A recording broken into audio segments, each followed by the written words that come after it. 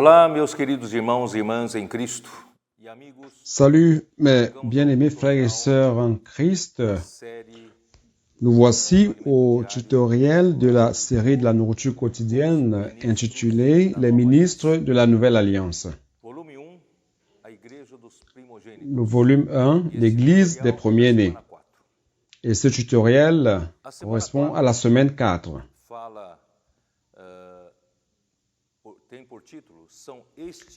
La semaine 4 a comme titre « Ce sont ceux dont le Père cherche ». Le Père cherche ceux qui l'adorent en esprit et en vérité. Et le Père est en train de chercher aujourd'hui ceux qui peuvent coopérer avec lui pour accomplir son économie, faire sa volonté et terminer cette ère et apporter l'ère à venir. Très bien, donc Dieu est en train de vous choisir et vous pourrez faire partie de ceux-là comme les 12 disciples du Seigneur. Lorsqu'ils ont été appelés, ils ont tout abandonné pour suivre le Seigneur. Le Seigneur est en train de vous appeler, même si vous vous considérez inadéquat, incapable ou très faible, que vous êtes beaucoup trompé dans la vie, je voudrais vous dire que Dieu veut vous choisir. Et vous savez que notre bien-aimé Pierre était le leader au début de l'Église pour mener à bien le ministère de la Nouvelle Alliance. Il a été aussi un homme qui se précipitait dans tout ce qu'il faisait, il n'était pas adéquat, il se trouvait très fort, mais à la fin, le Seigneur lui-même l'a exposé et lui montrait que dans sa force naturelle, il ne sert pas à l'œuvre de Dieu. Toutefois, à la résurrection, lorsqu'il pensait déjà qu'il avait été rejeté parce qu'il a renié le Seigneur 3 fois avant que le corne chantât, le Seigneur a envoyé et dit aux disciples qu'il était ressuscité. Et spécialement, il a fait référence à Pierre. Donc Pierre a été tellement conforté par cela.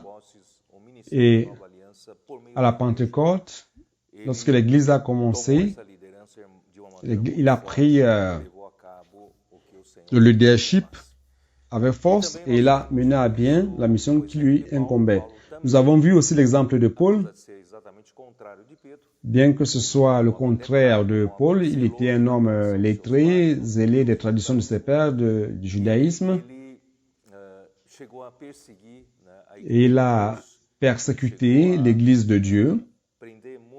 Il a fait prisonnier beaucoup de chrétiens. Et beaucoup de frères et de sœurs ont souffert dans ses mains. Mais Dieu a aussi eu miséricorde de lui. Et sur le chemin de Damas, il lui est apparu, il l'a appelé, il l'a choisi pour être le grand ministre de la Nouvelle Alliance. Et aujourd'hui, nous allons voir à propos de Jean.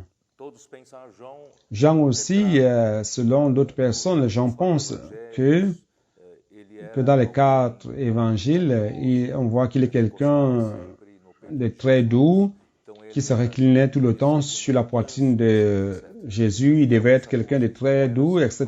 Mais je voudrais vous montrer que ce n'était pas le cas. Jean n'était pas aussi quelqu'un de si important avant que le Seigneur ne l'utilise. Donc on va commencer par Matthieu 4. On va lire l'appel des 4 principaux disciples. Matthieu chapitre 4, versets 18 à 22. Comme il marchait le long de la mer de Galilée, il vit 2 frères, Simon appelé Pierre et André son frère, qui jetaient un filet dans la mer car ils étaient pêcheurs. Il leur dit, suivez-moi et je vous ferai pêcheurs d'hommes. Aussitôt, ils laissèrent les filets et le suivirent. Pierre et André ont été appelés de cette manière. Ils étaient en train de pêcher. Ils jetaient les filets dans la mer, car c'était des pêcheurs. Et lorsque le Seigneur Jésus leur a dit, venez après moi et je ferai de vous des pêcheurs d'hommes, immédiatement, ils ont abandonné les réseaux et ont suivi le Seigneur. Ils n'ont pas réfléchi 2 fois. De là, étant allé plus loin, il vit deux autres frères, Jacques, fils de Zébédée, et Jean, son frère, qui était dans une barque avec Zébédée, leur père, et qui réparait leur filet. Il les appelait. Et aussitôt, ils laissèrent la barque et leur père et le suivirent. C'est-à-dire que tant Pierre et André que Jacques et Jean, aussitôt que le Seigneur les a appelés, ils ont tout abandonné, ils ont suivi le Seigneur.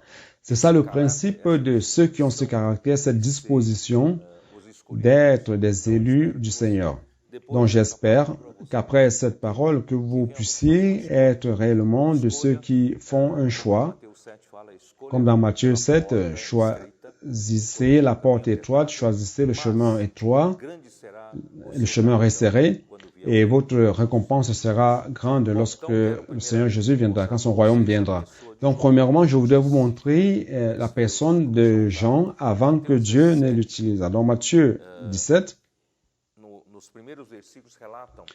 les premiers versets racontent que le Seigneur Jésus a amené avec lui Pierre, Jacques et son frère et les conduisait à l'écart sur une haute montagne. Il fut transfiguré devant eux, son visage resplendit comme le soleil et ses vêtements devinrent blancs comme la lumière. Donc ça, c'est la manifestation de la gloire de Jésus après la transfiguration. Et c'était lorsque Jésus est mort, ressuscité et est monté au ciel, il est apparu après sous cette forme-ci. Vous et moi aussi, si nous sommes des vainqueurs, au royaume millénaire, nous serons comme notre Seigneur Jésus transfigurés. Verset 3, et voici Moïse et Élie leur apparurent, s'entretenant avec lui. Et Pierre, prenant la parole, dit à Jésus, « Seigneur, il est bon que nous soyons ici. Si tu le veux, je dresserai ici 3 tentes, une pour toi, une pour Moïse, une pour Élie. » Comme il parlait encore, une nuée lumineuse les couvrit, et voici une voix fit entendre de la nuée ces paroles. « Celui-ci est mon fils bien-aimé, en qui j'ai toute mon affection. Écoutez-le. » Donc, écoutez-le. Lorsqu'ils entendirent cette voix, les disciples tombèrent sur leur face et furent saisis d'une grande frayeur. Donc, cette expérience n'était pas seulement celle de Pierre, mais de Jacques et Jean aussi. Mais Jacques, dès le début de l'église à Jérusalem, il a été martyrisé par Hérode. Alors, donc, des 3 qui étaient là, qui ont vu la transfiguration de Jésus, seuls 2 ont survécu, c'est-à-dire Pierre et Jean. Et par rapport au mont de la transfiguration, je voudrais vous lire 2 Pierre 1, 17 et 18. 2 Pierre 1, 17, 18. Car il a reçu de Dieu, le Père, honneur et gloire, c'est-à-dire Jésus, quand la gloire magnifique lui fit entendre une voix qui disait « Celui-ci est mon Fils bien-aimé, en qui j'ai mis toute mon affection », le Père a son plaisir dans le Fils. Et nous avons entendu cette voix venant du ciel lorsque nous étions avec lui sur la sainte montagne. Donc, Pierre a rendu témoignage de ce fait. Philippiens 3, 21. Philippiens 3, 21 qui dit ceci, « Qui transformera le corps de notre humiliation en le rendant semblable au corps de sa gloire. » Donc, ce même corps de gloire qui est apparu sur cette haute montagne-là, par le pouvoir qu'il a de s'assujettir toutes choses. Et Apocalypse 20, versets 4 et 6. Je vis des trônes, et à ceux qui s'y assirent fut donné le pouvoir de juger. Le verset 6. Heureux et saints ceux qui ont part à la première résurrection. La seconde mort n'a point de pouvoir sur eux, mais ils seront sacrificateurs de Dieu et de Christ, et ils régneront avec lui pendant 1000 ans. Donc, ceux qui aujourd'hui payent le prix pour tout abandonner pour suivre le Seigneur, ne s'accrochant pas à leurs intérêts dans cette vie. Tout ce qu'ils font, c'est obéir à Jésus, faisant la volonté du Père. Ceux-là seront les sacrificateurs de Dieu et de Christ et régneront avec lui durant les 1000 ans. C'est ça la récompense pour les vainqueurs. Très bien. Dans Matthieu 20, Matthieu chapitre 20, verset 20. Après, alors la mère des fils de Zébédée s'approcha de Jésus avec ses fils et se prosterna pour lui faire une demande. Il lui dit, « Que veux-tu » Ordonne, lui dit-elle, que mes 2 fils que voici soient assis dans ton royaume, l'un à ta droite et l'autre à ta gauche. Jésus répondit, « Vous ne savez ce que vous demandez. Pouvez-vous boire la coupe que je dois boire ?» Nous ne le pouvons pas, dirent-ils. Il leur répondit, « Il est vrai que vous boirez ma coupe, mais pour ce qui est d'être assis à ma droite et à ma gauche, cela ne dépend pas de moi et ne sera donné qu'à ceux à qui mon Père l'a réservé. » Les 10 ayant entendu cela furent indignés contre les 2 frères. Donc ici, nous voyons que bien que c'était une demande de la mère de Jacques et Jean, et par le fait que les 10 disciples se sont indignés contre les 2, ça veut dire que c'était certainement une demande des 2. Dans le concept de position, chercher qui est le premier, qui est le deuxième, qui est le plus grand, le plus petit, était dans la tête de Jacques et de Jean. Donc, bien que Jean a été utilisé dans la Bible, a été montré dans la Bible comme quelqu'un de temps doux, mais il n'a pas toujours été comme cela. Il avait des ambitions par rapport à des positions. Cela aussi, on va revenir ici après. On va d'abord dans Luc 22, verset 24. Ce même passage est enregistré ici. Il se leva aussi parmi les apôtres une contestation, lequel d'entre eux devait être estimé le plus grand. Jésus leur dit, les rois des nations les maîtrisent et ceux qui les dominent sont appelés bienfaiteurs. Qu'il n'en soit pas de même pour vous, mais que le plus grand parmi vous soit comme le plus petit, et celui qui gouverne comme celui qui sert. Car lequel est le plus grand, celui qui est à table ou celui qui sert? N'est-ce pas celui qui est à table? Et moi, cependant, je suis au milieu de vous comme celui qui sert. Vous êtes ceux qui avez persévéré avec moi dans mes épreuves. C'est pourquoi je dispose du royaume en votre faveur, comme mon Père en a disposé en ma faveur, afin que vous mangiez et buviez à ma table dans mon royaume. Et que vous, donc, frères, mes bien-aimés frères, ce concept de la dispute pour les positions, c'est encore dans notre homme naturel, parce que dans le monde, nous étions comme cela. Qui est-ce qui ne discute pas, celui qui ne discute pas une place sous le soleil ne sera pas quelqu'un sur cette terre. Donc tout cela, ces disputes pour les espaces, ça existe. Si vous voyez dans tous les royaumes du passé, les empires du passé, si vous regardez dans le domaine du pouvoir, c'est la même histoire. C'est une histoire d'intrigue, une histoire de traîtrise, de trahison, de flagelles, des autres qui font tomber d'autres, qui pour pouvoir s'en sortir dans la vie, des assassinats qui se sont passés justement à cause du pouvoir. Donc, si dans l'Église du Seigneur, nous commençons aussi à discuter des positions, nous serons tous finis. C'est pour cela que le royaume de Dieu, dans l'Église, dans l'œuvre du Seigneur, ce n'est pas comme cela.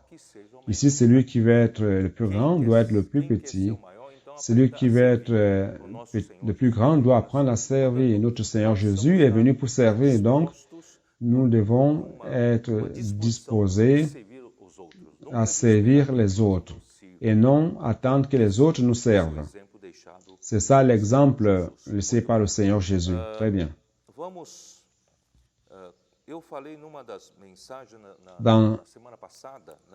Dans un des messages la semaine dernière, je pense que j'ai parlé de la simplicité. Après que Adam ait été créé, il avait une simplicité qui venait de Dieu, que Dieu a créé. Donc cette simplicité, c'était qu'il a été créé par Dieu, donc tout ce que Dieu disait, toute la parole de Dieu qui était adressée à Adam était la vérité, était une vérité, où la vérité, c'était la direction, c'était le discernement du bien et du mal, et lui-même ne filtrait pas la parole de Dieu, parce que Dieu avait en lui toute la confiance, il avait la confiance en Dieu, et Satan, à travers le serpent, d'une manière subtile, a trahi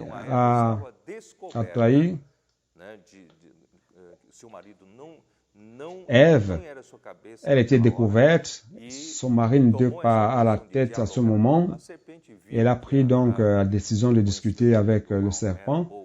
Elle a vu que l'arbre, la connaissance du bien et du mal, était bien à manger et bon pour offrir l'intelligence et avoir la capacité de faire la différence entre le bien et le mal, de connaître le bien et le mal.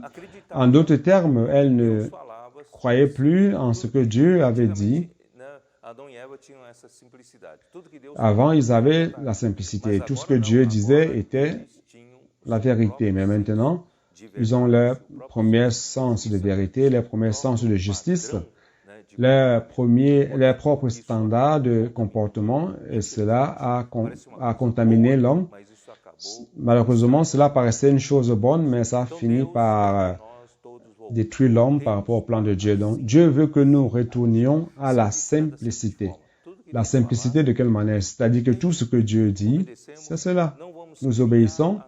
Nous n'allons pas créer notre propre vérité. Nous n'allons pas créer notre propre façade, notre propre apparence pour tromper les autres selon mon standard. Donc, Jésus a dit dans Jean 14, 6, « Je suis le chemin, la vérité et la vie. Je suis la vérité. » Seul Dieu est la vérité dans cet univers. Et son Fils Jésus est la vérité pour nous. Donc, il n'existe pas une deuxième vérité. Il ne s'agit pas de faire appel à votre sens du correct et du non correct. Vous ne devez pas avoir votre standard de vérité. Il n'en existe qu'une seule ici, c'était qu'une seule vérité. C'est Dieu et Christ pour nous. Donc, vous ne devez pas avoir votre propre vérité, car ce n'est pas la vérité. La seule vérité, c'est Christ. La seule vérité, c'est Dieu. C'est clair?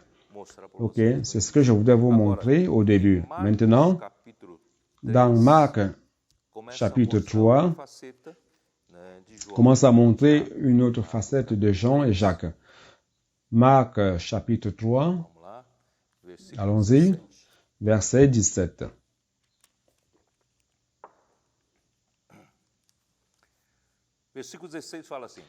Verset 16 dit ceci, « Voici les 12 qu'il établit, Simon qu'il nomma Pierre, Jacques, fils de Zébédée, et Jean, frère de Jacques, auquel il donna le nom de... » C'est Jésus qui a donné ce nom, le nom de Boanerges, qui signifie « fils du tonnerre ». Pourquoi Jésus a donné ce nom aux deux, à Jacques et Jean, de Boanerges, fils du tonnerre? Je vais vous montrer au chapitre 9 de Marc. Chapitre 9 de Marc, verset 38, qui dit ceci, « Jean lui dit, « Maître, nous avons vu un homme qui chasse des démons en ton nom, et nous l'en avons empêché parce qu'il ne nous suit pas. »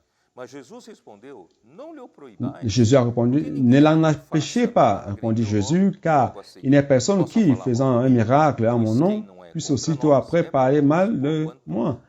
Qui n'est pas contre nous est pour nous. Et quiconque vous donnera à boire un verre d'eau en mon nom, parce que vous appartenez à Christ, je vous le dis en vérité, il ne perdra point sa récompense. Vous voyez, Jean avait un cœur étroit et aussi en même temps explosif. Comment dirais-je? Il était intolérant. Donc il y avait un homme qui chassait des démons au nom de Jésus, mais il ne suivait pas Jésus. Et Jean, comme fils de tonnerre, Boanerges, a voulu l'en empêcher. Dans une autre portion de la Bible, dans Luc 9, à partir de 51, il y a aussi une autre histoire. Lorsque le temps où il devait être enlevé du monde s'approcha, Jésus prit la résolution de se rendre à Jérusalem. Il envoya devant lui des messagers qui se mirent en route et entrèrent dans un bourg de Samaritains pour lui préparer un logement, mais on ne le reçut pas parce qu'il se dirigeait sur Jérusalem. Les Samaritains ne s'entendaient pas bien avec les Juifs, et principalement ceux qui passaient par la Samarie. Et s'ils montraient qu'ils étaient juste de passage et que l'intention était d'aller à Jérusalem, les Samaritains ne les recevaient pas. Alors ils n'ont pas reçu notre Seigneur Jésus. Et au verset 54, les disciples Jacques et Jean, voyant cela, dirent, « Seigneur, veux-tu que nous commandions que le feu descende du ciel et les consume ?» Jésus se tourna vers eux et les réprimanda, disant, « Vous ne savez de quel esprit vous êtes animés, car le Fils de l'homme est venu non pour perdre les âmes des hommes, mais pour les sauver. » Et ils allèrent dans un autre bourg. C'est-à-dire que notre Seigneur Jésus n'est pas venu pour détruire, pour agresser ceux qui reçoivent ou qui ne reçoivent pas ou faire descendre le feu du ciel. Donc c'est comme cela qu'étaient Jacques et Jean, Boanerges, fils de tonnerre. Donc Jean n'était pas si doux que cela, comme nous le pensions. Dans l'évangile de Jean, on voit déjà que Jean était quelqu'un de très doux, que Jésus aimait, c'était le disciple que Jésus aimait, Jean 13, 23, qui dit ceci. Un des disciples, celui que Jésus aimait, était couché sur le sein de Jésus. Donc, Jean lui-même se dénomme comme Jésus, comme le disciple que Jésus aimait. Et les choses pareilles.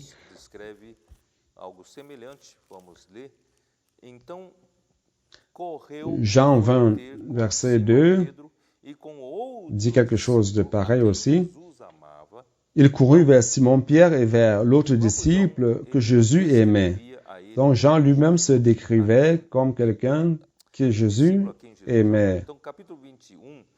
Chapitre 21, verset 7, c'est la même chose. Alors le disciple que Jésus aimait dit à Pierre, « C'est le Seigneur. » Donc il s'est référé à lui-même, à Jean lui-même. Verset 20. Pierre s'étant retourné, vit venir après eux le disciple que Jésus aimait, celui qui, pendant le souper, s'était penché sur la poitrine de Jésus et avait dit, « Seigneur, qui est celui qui te livre ?» Donc, quand on parle de Jésus, celui que Jésus aimait, il s'est référé à lui-même, c'est-à-dire Jean. Et puisque nous sommes dans le chapitre 21 de Jean, je vais montrer le verset 22. Jésus lui dit, « Si je veux qu'il demeure jusqu'à ce que je vienne, qui t'importe? Toi, suis-moi. » Il dit cela à Pierre, « Si je veux que Jean demeure jusqu'à ce que je revienne, que t'importe? Toi, suis-moi. » Dans ce moment-là, les rumeurs ont parcouru les disciples disant que Jean n'allait pas mourir, mais c'est parce que le Seigneur avait dit. Qu'est-ce qu'il voulait dire? Il voulait dire que le ministère de Jean n'allait pas s'arrêter là, ça devrait continuer jusqu'au retour du Seigneur. Donc, nous sommes aujourd'hui dans le ministère de Jean. ministério de João, Dans le ministère de Jean, João passou a exercer seu ministério sozinho, não mais com Pedro no começo, depois de Paulo, né? lorsque Jean a commencé à exercer son ministre tout seul, et c'était plus avec Pierre, après Paul, Provavelmente, nos anos c'était autour probablement des années que Paulo foi martirizado, juste après la mort de Paul. depois ele foi Je pense qu'un ou 2 ans après, Éfeso. il allait à Éphèse. Ele começou Et à Éphèse, ele já era il a commencé son ministère. idosa, Il était déjà quelqu'un d'âgé, era mais uma mature. espiritual. C'était quelqu'un Ele já- spirituel, de Então, spirituel. seu ministério é um ministério Dans son ministère, é c'était un ministère mature, espiritual, un ministère spirituel, plano, un ministère plano celestial. Como sur le plan céleste, comme il est dit dans 2 Corinthiens 4, 18. Allons voir. 2 Corinthiens 4, 18, qui dit ceci. Parce que nous regardons non point aux choses visibles, mais à celles qui sont invisibles. Car les choses visibles sont passagères et les invisibles sont éternelles. Donc, nós homens terrenos, homens nous les hommes terrestres raciocínio dessa qui utilisons notre raisonnement, cette intelligence limitée par l'espace et le temps, coisas, nous mesurons encore le temps en prenant comme référence les choses que nous voyons. Mais le ministère de Jean, c'est un ministère des choses qui ne se voient pas, un ministère des choses célestes, spirituelles, das coisas le ministère des choses invisibles. C'est pour cela que nous devons être en esprit, nous devons exercer notre foi enxergar o pour pouvoir voir o que João, né, relata. ce que Jean raconte. Esse conceito Donc, que nós tínhamos. ce n'est pas ce concept que nous avions. Aconselhamos recém-convertido, você não sabe por Nous conseillons un nouveau converti qui n'a jamais lu la Bible de commencer à lire l'évangile de Jean parce que c'est facile d'entendre, de comprendre. Mais c'est pas vrai. L'évangile de Jean n'est pas si facile à comprendre que ça. C'est très profond. Si vous n'avez pas de révélation, exercitando a fé si vous n'avez pas exercé la foi à l'esprit, do que vous se trata. ne savez pas de quoi il est question. Se a gente voltar para Donc, si nous retournons o livro de João, au livre de Jean, capítulo 1, l'évangile de Jean chapitre 1, maravilhoso. Por exemplo, vous allez voir choses merveilleuses. Je vais juste citer cet exemple. no princípio era Au o verbo. commencement était la O parole. verbo estava com Deus. Et la parole était avec Dieu.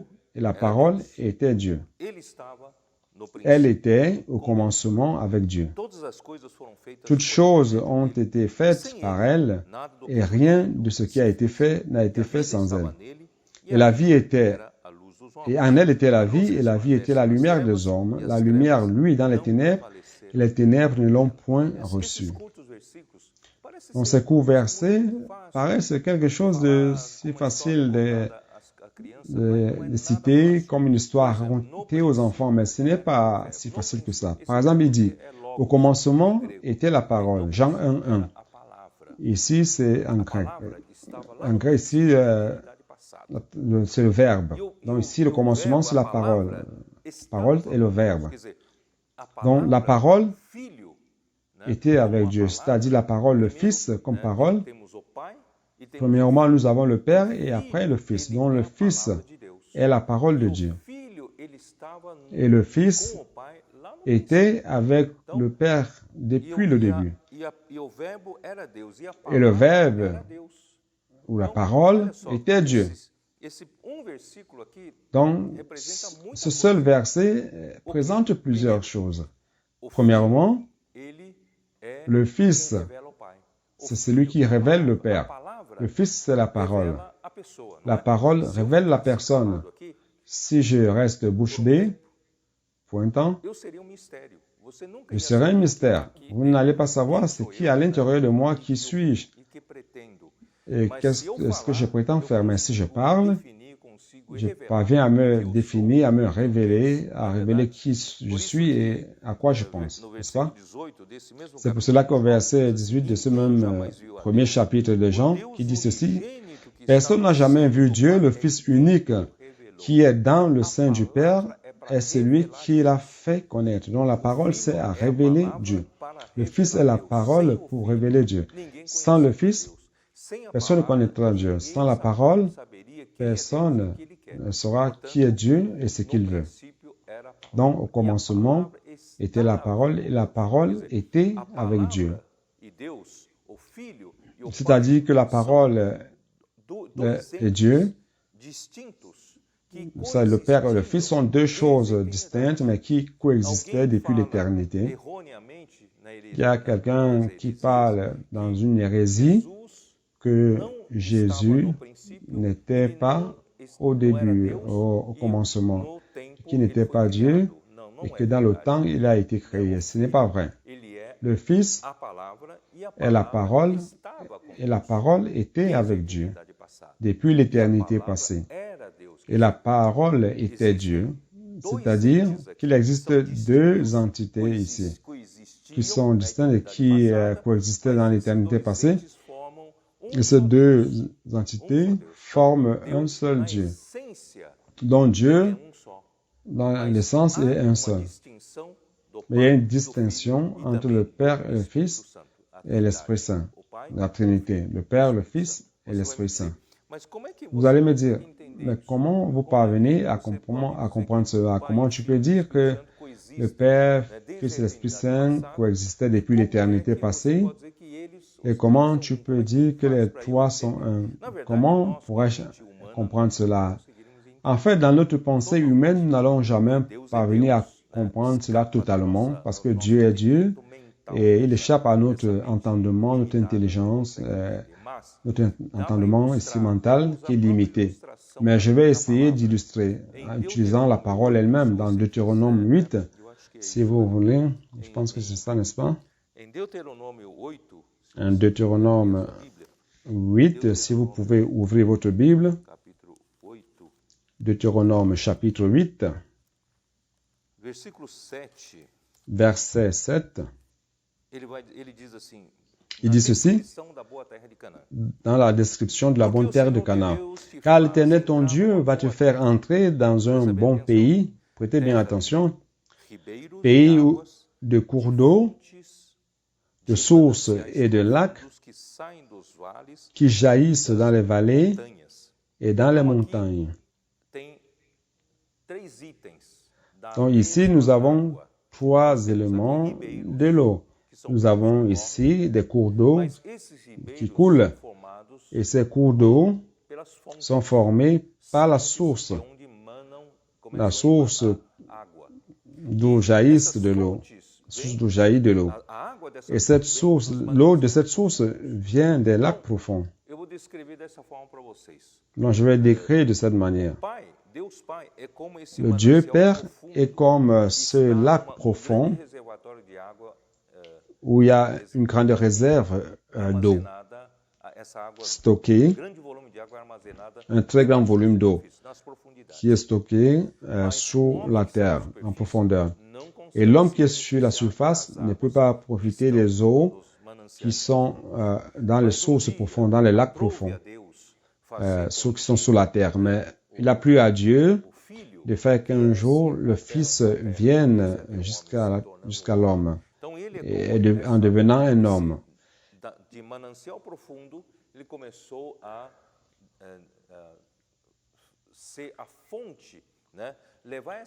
De ce lac souterrain, il en est devenu la source à la superficie. Et à la superficie, il coule comme une source.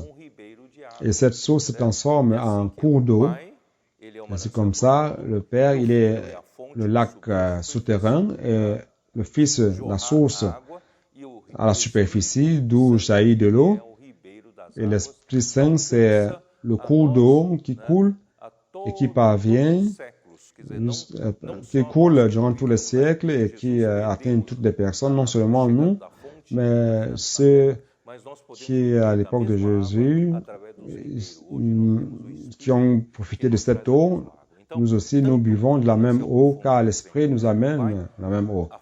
Donc, le lac qui est représenté par le Père, la source représentée par le Fils, et les cours d'eau représentés par l'Esprit Saint, tous les traits, tous les toits contiennent la même eau. C'est la même eau et c'est l'essence de Dieu. Dieu est un seul, mais pour que cette eau puisse venir jusqu'à nous, il y a donc une nécessité d'avoir ces trois éléments, distinction du Père, du Fils et de l'Esprit Saint. Donc nous devons louer Dieu qui nous a donné cette lumière, cette illustration pour tout du moins faire en sorte que notre pensée rationnelle puisse comprendre un tout petit peu. Donc nous sommes arrivés à Jean 14 jusqu'à 17 pour vous montrer que Jean n'est pas quelque chose de superficiel et facile de comprendre. Lorsqu'on arrive au chapitre 14, 15, 16 et 17, il arrive au summum de la révélation de l'économie de Dieu, c'est-à-dire qu'il arrive à l'apogée, au point le plus élevé, au pic du plan du salut de Dieu pour l'homme. Ce que Dieu veut, à partir du chapitre 14, 15, 16 et 17, Dieu veut nous montrer qu'il nous a sauvés comme tison du feu, il nous a sauvés du feu éternel, et il a envoyé son Fils mourir à notre place, réalisant la rédemption, et nous a sauvés de nos péchés. Et non seulement cela, il nous a justifiés par la foi. Lorsque nous croyons en Jésus, la foi nous a justifiés devant Dieu et nous a donné la paix avec Dieu. Et non seulement cela, à partir de ce moment-là, nous avons commencé à faire partie de l'Église et membres du corps de Christ. Et Dieu a commencé à travailler en nous pour notre croissance. Et après notre justification, réconciliation, c'est notre sanctification. Et le processus de sanctification a comme objectif le renouvellement de notre pensée par Dieu, Dieu qui transforme notre âme et Dieu nous conforme à l'image de son Fils. C'est-à-dire que notre pensée est en train d'être renouvelée, notre intelligence est en train d'être renouvelée par l'Esprit, par la parole, faisant partie de la sanctification, et notre âme est en train d'être sanctifiée, c'est-à-dire transformée. Dieu, à travers sa parole, tout se passe à travers la parole de Dieu. Donc Dieu, à travers sa parole, est en train de nous dispenser ces éléments saints. Seul Dieu est saint dans cet univers. La sainteté ne consiste pas à ne pas pécher ou à ne pas faire des choses erronées. Non, la sainteté, c'est Dieu. Donc, si vous voulez être saint, vous avez besoin des éléments de Dieu, beaucoup d'éléments de Dieu. Et Dieu est en train de nous alimenter avec ces éléments saints chaque jour par sa parole, la parole prophétique, la Bible que vous lisez, les conférences, vous participez les réunions, tout cela. Dieu nous alimente chaque jour par sa parole. Avec quel objectif? Par le métabolisme, la transformation métabolique. Il veut qu'à travers la diète, à travers le régime, que nous mangeons de la nourriture sainte. Et ainsi, il mettra des éléments sains en notre être. Et enlevant ainsi tous les éléments anciens de notre vieille création, comme nous étions avant. Donc, nous rendons grâce à Dieu. Plus les années passent, nous allons être sanctifiés, plus sanctifiés par la parole. C'est pour cela que Jean 17, le Fils dit, sanctifie-les, Père, dans la vérité, et ta parole est la vérité. Donc, cette parole qui est la vérité est en train de nous sanctifier jour après jour. Le chapitre 14, 15, 16 et 17 de Jean nous montre que nous sommes en train d'être amenés à l'intérieur du Père. Quelle chose merveilleuse! Parce que notre Seigneur Jésus-Christ, lorsqu'il s'est incarné, il a pris la forme humaine. Et lorsqu'il est mort, Dieu l'a ressuscité. Et à la résurrection, dans Actes chapitre 13, verset 33, et aussi dans le psaume 2, il est dit qu'à la résurrection, Dieu a dit à Jésus, « Tu es mon fils et aujourd'hui, je t'ai engendré. » C'est-à-dire que le jour où Jésus a été ressuscité par Dieu, il a été sanctifié, il a été glorifié par le Père. Il a été reçu à l'intérieur de la gloire du Père. C'est-à-dire, seulement, maintenant le Fils n'a pas seulement la divinité, le Fils Jésus contient aussi l'humanité en lui. Lorsqu'il a été admis à l'intérieur du Père, cette humanité a été reçue à l'intérieur du Dieu glorieux, dont l'homme Jésus a été glorifié. Et cet homme Jésus, étant glorifié, a ouvert un chemin à tous les enfants de Dieu qui allaient croire en lui, afin d'être conduits à la gloire. C'est pour cela que Hébreux chapitre 2, nous pouvons lire cela. Hébreux chapitre 2 dit ceci, verset 10. Il convenait en effet que celui pour qui et par qui sont toutes choses et qui voulait conduire à la gloire beaucoup de fils, éleva à la perfection par les souffrances le prince de leur salut. C'est-à-dire qu'aujourd'hui, Jésus a été glorifié, couronné de gloire et d'honneur. Il a été glorifié par le Père. Le Père a reçu l'homme Jésus. L'humanité a été reçue à l'intérieur de Dieu. Quelle chose merveilleuse!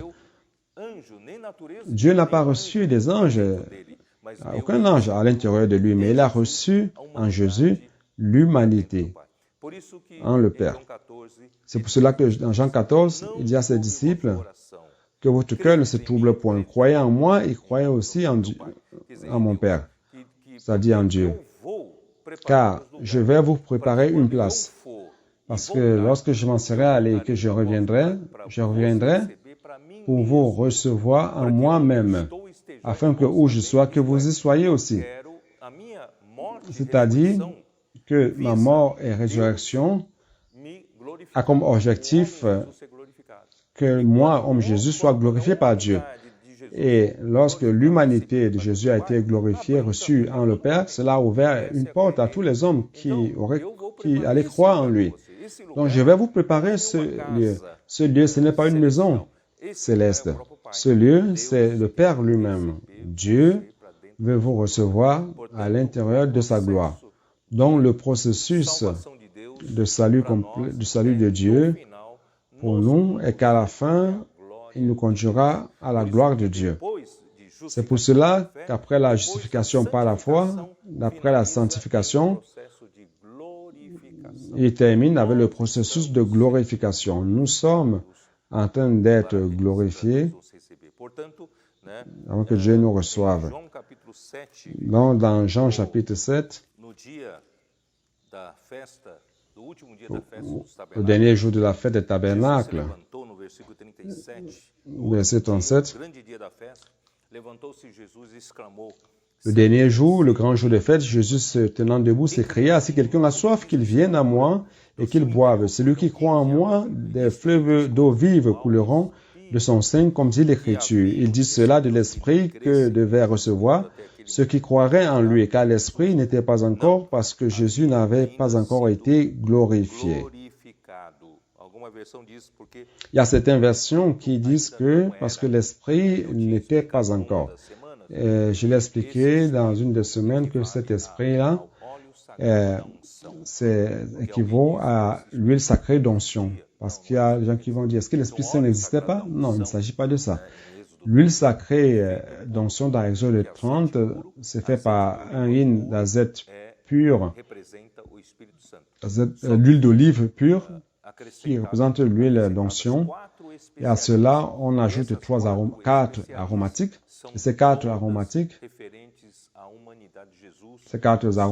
sont en rapport avec la vie de Jésus, son incarnation, sa vie, son expérience humaine, l'expérience de mort, de résurrection. Tout cela, c'est dans cette huile sacrée d'onction comme les aromates.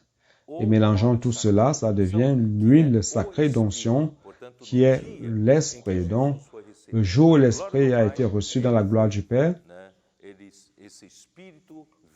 cet Esprit est venu et allait entrer dans tout ce qui allait croire en lui, et de son intérieur couleront des rivières d'eau vive.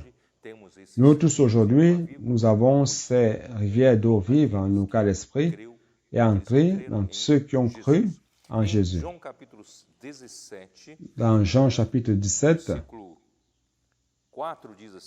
verset 4, dit ceci, « Je t'ai glorifié sur la terre, j'ai achevé l'œuvre que tu m'as donnée à faire. » L'homme Jésus a glorifié Dieu, consumant l'œuvre que Dieu lui avait confié de faire. Et c'est la même chose, nous qui sommes ici sur terre, si nous faisons la volonté du Père, si nous accomplissons l'œuvre que le Père nous a donnée, chacun jouant son rôle, vous serez en train de glorifier Dieu.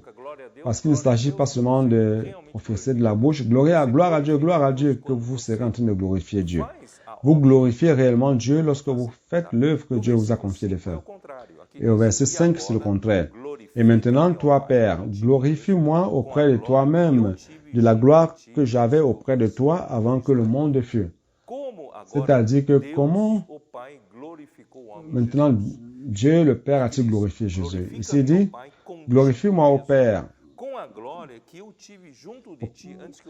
Glorifie-moi au Père, auprès de toi-même, de la gloire que j'avais auprès de toi. C'est-à-dire qu'avant la création, le Fils était dans la gloire du Père.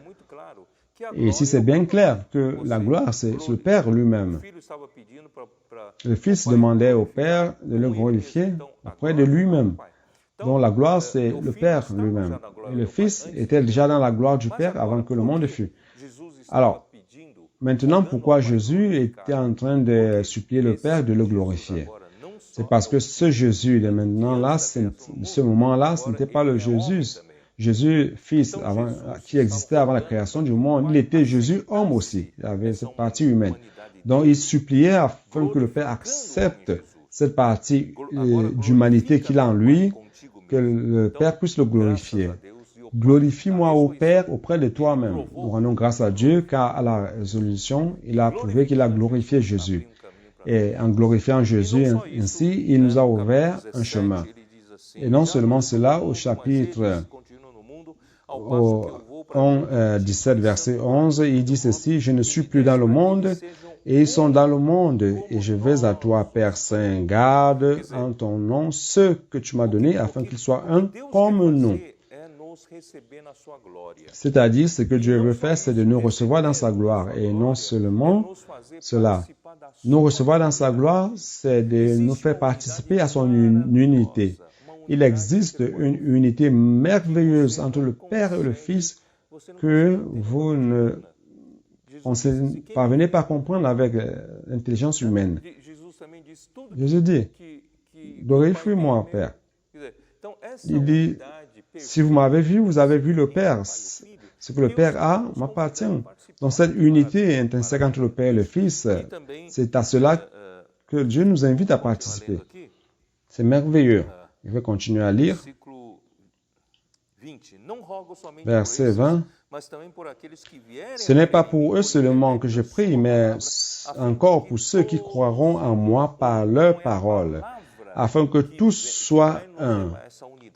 Donc c'est la parole qui va nous amener à cette unité, afin que tous soient un, comme toi, Père, tu es en moi, et comme je suis en toi, afin qu'eux aussi soient un en nous, pour que le monde croie que tu m'as envoyé. C'est-à-dire que cette unité merveilleuse, le Père dans le Fils dans le Père, Dieu veut nous faire participer à cela, à cette unité merveilleuse. Verset 22, « Je leur ai donné la gloire que tu m'as donnée, afin qu'ils soient un comme nous sommes. » La gloire consiste à nous faire un comme le Père et le Fils sont un. Moi en eux et toi en moi, afin qu'ils soient parfaitement un. C'est-à-dire que Dieu nous invite à participer à cette unité. Et non seulement cela, afin que le monde connaisse que tu m'as envoyé et que tu les as aimés comme tu m'as aimé. Père, je veux que là où je suis, ce que tu m'as donné soit aussi avec moi, afin qu'ils voient ma gloire, la gloire que tu m'as donnée, parce que tu m'as aimé avant la fondation du monde. Verset 26, « Je leur ai fait connaître ton nom et je le leur ferai connaître afin que l'amour dont tu m'as aimé soit en eux et que je sois en eux. » Donc, ici, nous avons un autre élément. Dieu nous invite à participer à cette relation d'amour entre le Père et le Fils et le Père. Et Dieu veut que nous entrions dans cette relation merveilleuse de l'amour agapé, l'amour le plus parfait qui existe. Donc, frère, nous sommes bien heureux. Non seulement Dieu veut nous glorifier, nous recevoir dans sa gloire, mais il veut que nous participions aussi à son unité, cette unité merveilleuse entre le Père et le Fils. Et Dieu désire que nous participions à sa sainteté, car ce Dieu saint, il est en train de nous remplir par les éléments de Dieu même qui sont saints. Et Dieu est en train de nous inviter aussi à vivre la vie la plus parfaite qui existe, c'est-à-dire la vie en amour, la relation véritable, le vrai bonheur, la vraie paix et joie sont dans cette relation de Dieu trinitaire et Dieu nous invite à participer à cela. Je suis devenu fou après avoir vu tout cela. Je peux tout simplement dire à Dieu, que puis-je dire d'autre? Seigneur, tu nous as réservé cet avenir si merveilleux. Pourquoi n'allons pas nous donner totalement? Pourquoi encore aimer les choses de cette terre? Pourquoi encore chercher des choses qui sont temporaires, qui s'en vont d'ici peu? Allons chercher ce qui est éternel, cherchons les choses qui ne se voient pas. Ne vous faites pas de soucis en cherchant les choses qui se voient. Dieu veut faire de vous choisir un élu sur qui il peut compter pour faire sa volonté. Et demain,